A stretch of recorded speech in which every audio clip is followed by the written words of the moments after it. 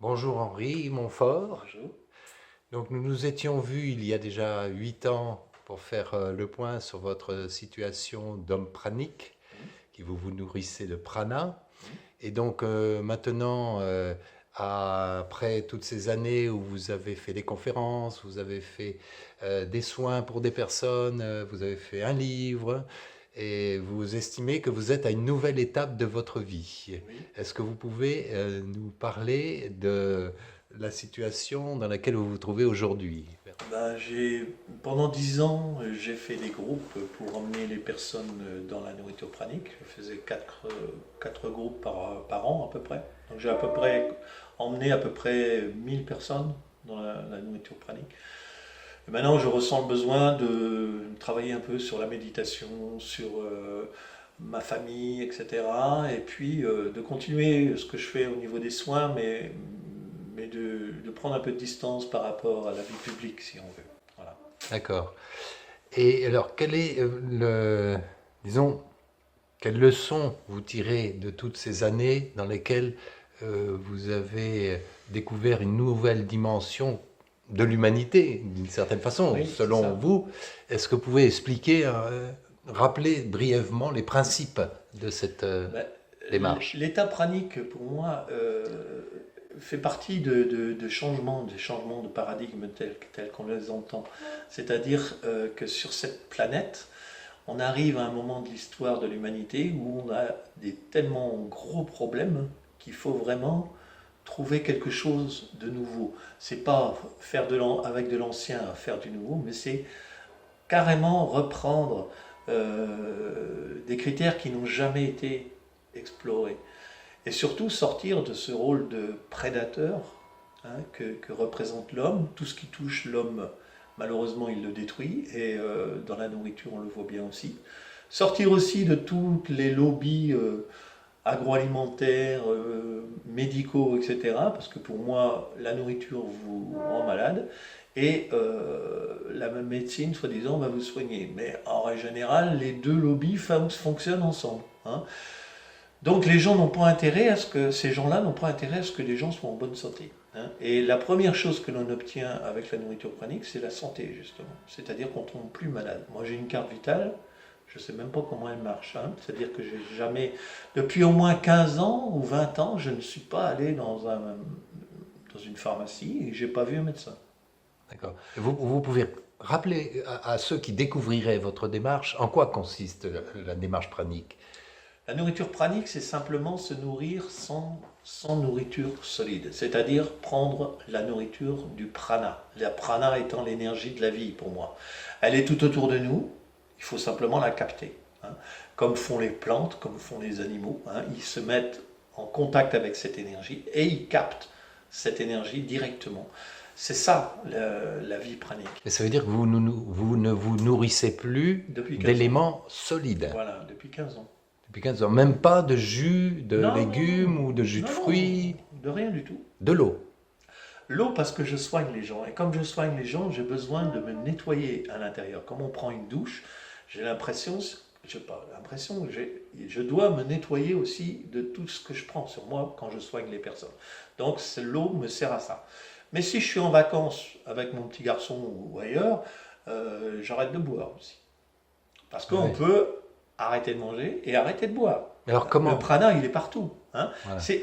Maintenant, dans l'état où je suis maintenant, c'est mon aura, c'est mon champ énergétique qui va capter le prana en permanence. Et ça se capte à travers toutes mes cellules. Et vous me disiez que depuis que vous avez cessé de manger de la nourriture solide, Hein. votre état de santé s'est même amélioré. Amélioré, voilà. Vous aviez des J'avais des souffrances. problèmes, j'ai eu beaucoup de problèmes de santé, et notamment au niveau de la nourriture, puisque déjà, quand j'ai arrêté, quand je suis devenu pranique, je faisais 120 kilos, et j'ai failli mourir en haut d'un escalier. Je suis resté pendant des heures, peut-être pas des heures, mais pendant 10 minutes, un quart d'heure au moins, à essayer de retrouver ma respiration, etc. J'avais des problèmes aussi d'articulation, c'est-à-dire que j'avais une mémoire familiale de mon grand-père qui était plein de rhumatisme. Il a fini sa vie, il était courbé comme ça. Et maintenant, je fais des asanas de yoga que je faisais à 20 ans. J'en ai 65. D'accord. Et alors, comment, dans cette situation, prennent vos enfants, vos petits-enfants, les gens qui vous connaissent bien, comment ils réagissent à cette situation? Ah Parce que ça ben, doit les inquiéter. oui, non, bah, maintenant, l'état d'inquiétude depuis 15 ans, il est passé quand même. Ils étaient inquiets peut-être au début, mais maintenant, ils voient comment je fonctionne, ils voient que je suis pas malade, je soigne les gens, que je les soigne aussi. Donc, ils sont dans cet état-là d'accepter cette réalité. Moi, je cherche pas à prouver quoi que ce soit, mais de toute façon, ils pourront pas empêcher que je sois pranique, il n'y a pas de problème. Ah, donc ils l'ont accepté et ils vivent avec. Et c'est une autre paire de manches pour les autorités administratives ou médicales. Ah ben, Quels sont vos rapports avec ah ben ces non, je n'ai pas de autorités? rapport avec Non. les autorités, quelles qu'elles soient. Ouais. Chacun est libre de faire ce qu'il veut quand même. Et puis je ne suis pas malade. Ouais. Donc si tu veux, il n'y a pas, y a pas besoin non plus d'aller dans les milieux médicaux ni hospitaliers, etc. Puisque je suis en pleine forme.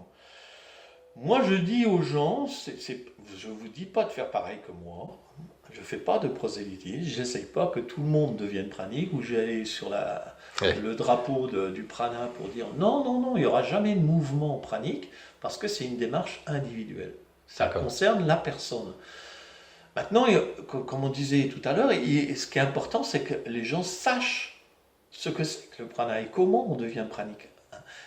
Et il y a même des gens, on en parlait tout à l'heure, qui deviennent spontanément praniques. Mais c'est important qu'ils connaissent, qu'ils sachent à quoi s'en tenir. Mhm. Quels sont les critères qui font que cette personne-là va pouvoir être pranique et vivre comme ça.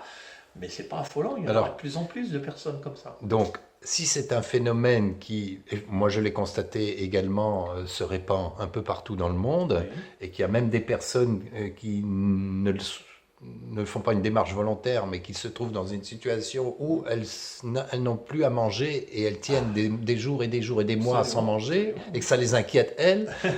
Donc, est-ce qu'il y a quelle précaution, quel conseil pourriez-vous donner pour aborder cette nouvelle situation S'informer. avec, S'informer. avec Moi, conscience, quoi.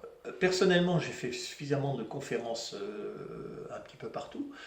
Il y a sur Internet, sur YouTube et sur Dailymotion beaucoup, beaucoup, beaucoup de conférences. Donc les gens s'informent. Maintenant, je pense que tout le monde peut, par Internet, avoir toutes les Hmm. connaissances qui sont nécessaires. Et à partir de là, dédramatiser les choses. Hein, on ne cherche pas à faire comment on pourrait dire, un challenge en disant je vais absolument devenir pranique. Non, non, non, ça se fait ou ça se fait pas. Mais le corps, c'est le corps qui décide en fin de compte. Et il n'y a pas deux cas pareils. Et alors, C'est-à-dire les comment on personnes. sait qu'on est sur la bonne voie? Ah bah, et d'abord, il faut faire passer en mode pranique, et ça, c'est le processus des 21 jours. Hein. Alors 21, c'est un chiffre sacré, mais bon, on va passer à travers cette initiation. C'est la première semaine, on va travailler sur ce qu'on appelle les mémoires cellulaires, c'est-à-dire toutes les traces laissées par les maladies, les stress, etc., au niveau physique. La deuxième semaine, c'est plus au niveau émotionnel. Hein. Et puis la troisième semaine, c'est la stabilisation des choses. Et là, il y a trois critères fondamentaux, c'est-à-dire que le poids doit se stabiliser, l'énergie infinie, parce que quand on est branché sur l'énergie universelle, plus on agit, plus on a de l'énergie. Et le troisième critère, c'est le sommeil qui est divisé par deux par rapport à ce qu'on dormait. Quand on dormait 8 heures, on ne va plus dormir que 4 heures. Mais au bout de 4 heures, on sera régénéré comme si on avait dormi 10 heures. Aujourd'hui, vous dormez combien d'heures? 1 heure. 1 heure toutes les nuits, 1 heure seulement. 1 heure toutes les nuits. Et on peut faire aussi, bon, il y a plein de gens qui font ça, c'est-à-dire des micro-siestes dans la journée si on a besoin, ou que on se sent un peu en baisse d'énergie, on peut faire une micro-sieste de 10 minutes, un quart d'heure. D'accord. Alors, dans ce processus, quand même étonnant et incroyable, difficile à accepter mentalement, psychologiquement, philosophiquement, scientifiquement, c'est difficile à Si on reste dans le accepter. mental résonant, on ne l'accepte Bah, pas. il y a une barrière à dépasser qui est de dire, Absolument. c'est pas possible. Oui, mais si on Alors, passe cette barrière, comment on la passe, cette eh barrière? ben, en l'expérimentant. C'est la seule solution. Hein, on n'est pas des gourous et on n'est pas des gens qui vous disent, qui vous promettent, voilà, vous allez être. Non, non, c'est vous qui faites l'expérience dans votre propre corps. Et c'est pas quelque chose qui se transmet à quelqu'un d'autre. Chacun va avoir son propre chemin parce que chacun est unique et donc c'est son propre chemin. Ça veut dire qu'à un moment, est-ce que vous êtes arrivé à un moment où vous dire, normalement c'est impossible, puisque scientifiquement, Ouais. depuis l'histoire de l'humanité, on n'a jamais vu ça, ou du moins des rares exceptions, etc. Pour la science officielle, je suis mort. Voilà. Parce qu'on peut pas vivre plus de 4 mois sans manger. Ouais. Hein. Mais et sans boire, c'est encore pire, parce qu'on peut pas, on se déshydrate très vite et en une semaine, c'est fini. Non, on peut donner cette date de 4 mois, parce que les gens qui ont fait des jeûnes très longs, comme Gandhi, etc., ils ont fait 4 mois, mais il y a des gens aussi qui ont fait des grèves de la faim, notamment en Irlande, au bout de 4 mois, ils sont morts. Oui. Hein, c'est-à-dire que il y a des risques quand même à faire cette pratique-là. Il y a des risques. Il y a des risques, c'est pas un jeûne. La différence, c'est que nous, on se nourrit. On n'arrête jamais de manger. On se nourrit d'une autre manière. Si vous faites un jeûne, vous prenez vos petites forces et quand il n'y en a plus, il n'y en a plus. La nourriture pranique, on se nourrit, on n'arrête jamais de se nourrir. Mais pour ça, il faut basculer dans cette fameuse intuition. Si vous êtes dans l'intuition, vous êtes capable de sentir, de voir, de toucher. C'est tous les sens de perception qui vont vous amener ce prana. Mais cette intuition, comment vous l'expliquez? Vous avez deux hémisphères dans votre cerveau. Le mental résonant et l'intuition. Ouais. L'intuition, c'est l'intuition qui a amené toujours quelque chose à l'humanité. C'est jamais été le mental résonant. Vous avez une certitude. Ou très peu. L'intuition, c'est Archimède qui dit Eureka. J'ai compris. J'ai compris. Je sais. Et je sais, je n'ai pas besoin de preuves. Et le mental résonant, lui, il arrive 3 semaines après pour comprendre, analyser, structurer. C'est bien, mais ce n'est pas lui qui va créer. La création artistique, la création médicale, tout physique, etc., toutes les sciences, etc., fonctionnent sur des intuitions. Oui, au départ, il y a beaucoup d'intuitions. La nourriture pranique aussi. C'est-à-dire que si vous basculez dans votre intuition, vous savez que c'est bon pour vous, et vous le faites. Et donc, selon vous, puisque vous disiez qu'il y a de plus en plus de personnes de par le monde qui maintenant sont touchées par ce phénomène, vous pensez que c'est une sorte de virage de l'humanité, qu'il va y avoir de plus en plus de gens et que ça va finir par être reconnu? Ça finira obligatoirement par être reconnu. Mais on ne va pas chercher à prouver les choses. Ça se fera spontanément parce que c'est grâce au champ unifié quantique. Si on atteint un certain nombre de personnes dans le monde, eh bien ça se passe dans vos cellules. Vous avez cette programmation dans vos cellules. C'est comme un programme d'informatique. Vous mettez ça sur votre ordinateur, mais pour l'activer, il faut faire les 21 jours. Les 21 jours, ça sert à activer le processus. À partir du moment où vous êtes pranique, vous faites ce que vous voulez. Vous êtes pranique, vous n'êtes pas pranique, vous allez vivre comme un moteur hybride, ou bien vous êtes complètement pranique comme moi. Mais ça, c'est chacun qui va décider. Et donc, complètement pranique, ça veut dire que vous vous sentez autosuffisant? Autosuffisant, autoréférent. Ça veut dire que... Je n'ai pas besoin de prendre à l'extérieur quelque chose, sauf le prana, quand même. Le prana, il est là en permanence. C'est ça la réalité. La réalité de l'univers, c'est le prana. Le champ unifié quantique, c'est-à-dire un champ d'énergie infinie. Quand vous voyez toutes les formes autour de vous, ça c'est votre mental résonant qui fait ça. Fondamentalement, si vous êtes dans la méditation ou autre, vous allez sentir que tout est énergie, tout est énergie. Vous vivez dans cette conscience que cette énergie infinie est en vous. Vous êtes dans l'unité avec l'univers. Et pas de dire je suis tout petit et l'univers est très grand. D'accord, très bien. Donc en fait, vous vous sentez un peu comme un pionnier d'un monde qui est en train de venir, c'est ça? Exactement. Un prototype, si vous voulez. Par exemple, vous prenez un exemple sur une voiture, par exemple. Vous allez créer un prototype. Vous allez le faire marcher sur un circuit, etc. Vous allez tester toutes les parties de la voiture. Et quand elle marche bien, vous allez le mettre sur la chaîne et vous allez le faire dupliquer cette voiture. C'est pareil avec le prana. Il y a un certain nombre de gens qui sont des pionniers dans cette expérience, dans le monde. Combien ils sont, j'en sais rien, mais ces pionniers-là structurent dans leur corps ce que les autres vont recevoir dans leurs cellules. C'est-à-dire que tout est lié. Ça se transmettrait aussi par hérédité, selon vous? Par hérédité, bien sûr. Et dans vos enfants, il n'y en a pas dans vos enfants. Mon petit garçon, mon petit garçon, quand j'ai eu mon petit garçon, j'étais pranique depuis 4 ans déjà. Donc d'abord, on l'a fait avec mon ex-femme, on l'a fait en conscience, c'est-à-dire que cet enfant, on l'a créé en conscience. Et je l'ai vu grandir depuis la première cellule jusqu'à la fin. Et quand il est avec moi, il mange pas ou très peu. Et on pourrait dire avec sa maman, eh ben il mange parce qu'elle n'est pas pranique. Et donc du coup, ben, il tombe malade. Ah ouais. Il se fatigue. Mais quand il est avec moi, eh ben, il a une énergie, il est branché sur l'énergie universelle. Hein. Mais ça, c'est quelque chose qui va se transmettre de plus en plus, parce qu'on voit de plus en plus de cas de gens qui deviennent praniques spontanément. Hein. Alors ça les inquiète, ça inquiète tout leur entourage.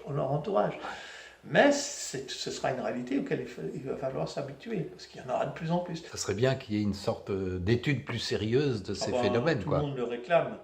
Mais il y a déjà eu, on voit dans le film Lumière, il y a eu des expériences, notamment sur ce yogin en Inde qui ne mange pas et qui ne boit pas depuis 70 ans. Il a 80 ans maintenant. On a exploré tous ses organes, etc. Eh ben, il a les organes d'un homme de 25 ans, dont le cerveau. Mais ça n'a jamais été connu. Hein, à part dans le film Lumière, on en parle. Ouais. Ça n'a pas... Vous le revendiqueriez, vous le souhaiteriez, que ça soit étudié sérieusement, tout ça. Je sais pas. Pour rassurer tout le monde. Non, mais pas pour envie de rassurer qui que ce soit. Parce que c'est fait partie d'une expérience de vie. Hein, c'est pas les scientifiques ou les médecins qui vont amener le prana. Mais ça se fera quand même. D'accord. Comment le premier poisson est sorti de l'eau? Comment il s'est créé des poumons? Il y a dû y avoir un certain nombre de pionniers pour sortir, se créer. Et puis, ben, ça s'est passé définitivement dans la race, si on veut, dans les espèces. Dans les espèces. Et est-ce que vous avez des contacts avec d'autres praniques? Est-ce que vous avez, pas une sorte de syndicat, bien sûr, c'est pas ça que je veux dire, mais est-ce que vous avez des liens d'intérêt, de curiosité, de travail, pourquoi pas? Des liens, on en a forcément. Il y a donc, tous les ans maintenant, il y aura un festival pranique en Italie. C'est là aussi où on fait des groupes. Eh bien, proportionnellement, la première année, il y avait 100 personnes. La deuxième année, il y avait 300 personnes. Et là, il prévoit 1000 personnes. C'est-à-dire que ça se développe aussi. Des gens qui viennent voir par curiosité, mais aussi des gens qui sont praniques, rencontrer d'autres personnes praniques, échanger des expériences, etc. Ça se fait tout le temps. Donc, pour terminer notre entretien, vous me disiez que finalement, cette interview serait peut-être la dernière que... Oui, bah oui. Parce que vous voulez passer à autre chose. Quoi. Non, je vais sortir de la vie publique, c'est-à-dire je ne ferai plus ni conférence, ni groupe, ni interview, que ce soit les journaux ou la télévision ou autre. Parce que, bon, maintenant, je ressens plus l'intériorisation, c'est-à-dire l'envie d'aller dans la méditation, les soins, etc. Et puis m'occuper de ma famille. Parce que, malheureusement, tous les ans, c'est quand même, depuis 10 ans, c'est 5 mois que je passe à ça. Et où je ne suis pas avec mes enfants. Donc j'ai envie, à 65 ans, j'ai envie de voir mes enfants et mes petits-enfants grandir.